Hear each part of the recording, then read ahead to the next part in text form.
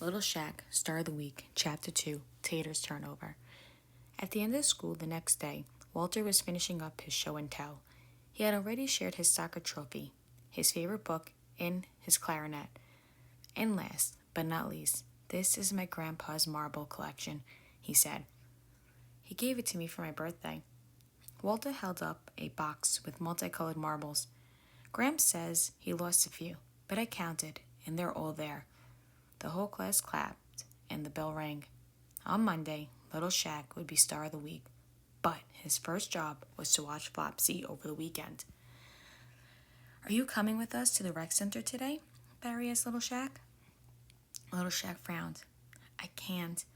There's no one to watch Flopsy while I play, so my mom is picking us up." "Oh man, I was hoping we'd try to dunk," said Barry. "Me too," Little Shaq replied. He didn't want to miss the game, but he knew that big responsibility meant he couldn't always do what he wanted. After his friends left, Little Shaq and Mr. Penny took Flopsy outside and waited for Mom to arrive. Mr. Penny went over Flopsy's instructions one more time. Gave her fresh water every day, line her cage with clean newspaper, and feed her in the morning. Little Shaq sighed. Flopsy sounded like a lot of work. So far, being Star of the Week wasn't so great. Soon, Mom pulled up, and once they were home, Little Shaq placed Flopsy's cage in the family room. Tater followed close behind. "Watch out, Tater," Little Shaq shouted. "Stop putting your fingers in her cage." "But she's so fluffy," said Tater. "Can I pet her?" "All right," said Little Shaq. "But first, we need to change her newspaper and give her fresh water. Do you want to help?" "Okay," said Tater. Little Shaq handed him Flopsy's water bottle. "Can you refill this at the sink?" Tater took the bottle and ran into the kitchen. Then Little Shaq grabbed his sheet of newspaper to line Flopsy's cage. "Come on, girl," she said, opening her door. Flopsy hopped forward, and he carefully picked her up, just like Mr. Penny had showed him.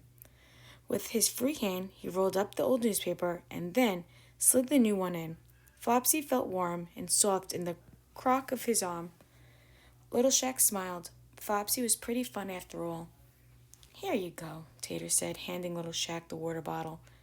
"Thanks," he said. "You can pet her now, but just lightly on the head." "Can I feed her a snack?" Tater asked. Little Shaq gave him a handful of lettuce. "Don't let her nibble you, though," he said, tickling his brother under the arm. Tater giggled. When Flopsy was finished eating, Little Shaq cleaned up and put her back in the cage. "But I wanted to play with her," Tater whined. "She needs to rest," Little Shaq said. "I'm going to shoot some hoops in the driveway. You want to come?" "No!" Tater yelled and ran out of the room. Outside, Little Shaq tried to forget about Tater being mad and the game he was missing at the rec center. He dribbled the basketball back and forth and shot a few layups, but he really wanted to dunk the ball. He'd been trying to dunk for the past few weeks, but he kept falling short.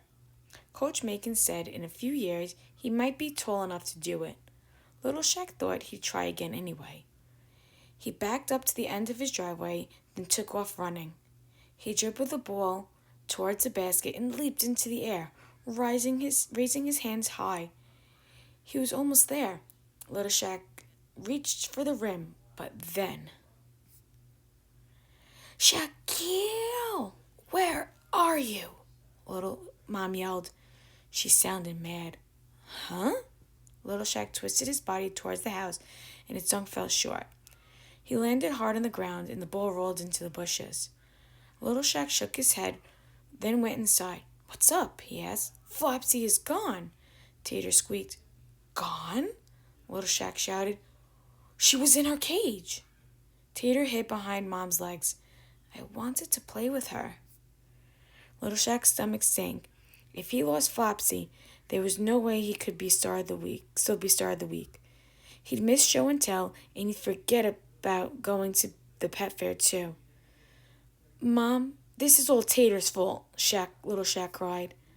"Tater was wrong," Mom said, giving her younger son a stern look. But Flopsy is your responsibility. You need to find that rabbit and clean up this mess. Little Shaq looked around the family room and saw a trail of destruction. There were shredded newspaper, chewed slippers, and a tiny pellets everywhere. Okay, Tater, Little Shaq said. You look under the sofa in here, and I'll take the kitchen. In the kitchen, Little Shaq opened cabinets and searched the pantry, but Flopsy was nowhere to be found. She wasn't in the family room either. Upstairs, Little Shaq and Tater each searched their rooms. Mom said hers was all clear. The last one to check was Malia's. Little Shaq knew he wasn't supposed to go into his sister's room, but this was an emergency. He peeked inside. Flopsy had definitely been there. He was about to search Malia's closet, and then he spotted Flopsy on the bed. She looked just like one of Malia's stuffed animals. Little Shaq let out a sigh of relief. Having a pet was tougher than he thought, but once Flopsy was safe and sound, Little Shaq got the hang of it. For the next 2 days, he followed all Mr. Penny's instructions, and Tater even helped out too. By the end of the weekend, Little Shaq was ready to be star of the week. On Monday morning, Little Shaq's first job was to take attendance. He didn't think it would be too hard, but standing at the front of the room, he suddenly froze. Little Shaq gripped Mr. Penny's clipboard and stared at his classmates. He couldn't speak. Mr. Penny nodded for him to begin. Little Shaq gulped and then read the first name on the list. Douglas Alvarez. No one responded. Little Shaq felt his cheeks get hot. Doug was sitting at his desk, chatting with his neighbor.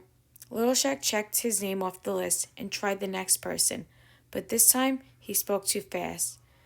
You need to speak slowly and loudly, said Mr. Penny. Little Shaq nodded okay. After a few more minutes, he finished the list, and he wasn't looking forward to doing it again tomorrow. Later that afternoon, it was time for Little Shaq to pass out snacks. Go get 'em, said Rosa. Yes, said Barry. By the way, I'll have the pretzels and save me an apple juice too. Walter laughed and gave Little Shaq a thumbs up. Little Shaq picked up the snack basket and started at the back of the room. The first few rows were really easy. Something was finally going right. I'll have the pretzel, please, said Susie Carmichael. Little Shaq looked in the basket. There was only one bag left. Oh, see, these are for Barry, he replied. You can't save snacks, said Susie. Mr. Penny. Fine, he said. The pretzels are all yours. Barry and Little Shaq both wound up with carrot sticks and a skim milk. While Barry grumpily ate his snack, Little Shaq left his untouched. He wasn't hungry. He just wanted the day to be over.